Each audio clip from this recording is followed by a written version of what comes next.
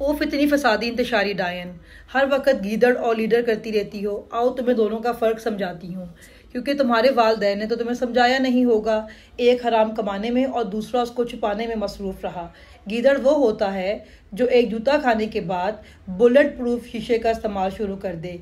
गीदड़ वो होता है जो हर बार पकड़े जाने पर बीमारी का बहाना बनाकर, बूट चाट कर, डील और ढील लेकर, माफिया मांगकर घर की खवातीन को पीछे छोड़कर मुल्क से फरार हो जाए।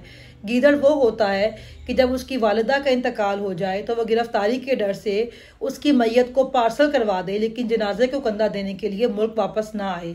जबकि लीडर वो होता है जो गोलियां खाने के बावजूद, जान का खतरा होने के बावजूद अपने लोगों में मौजूद रहे, अपने मुल्क में रहे। और लीडर वो होता है कि जब उसकी वालिदा का इंतकाल हो जाए तो वो उसकी मोहब्बत में, उसकी याद में शौकत खानम जैसा अस्पताल बना दे। ये फ़र्क होता है गीदड़ और लीडर में।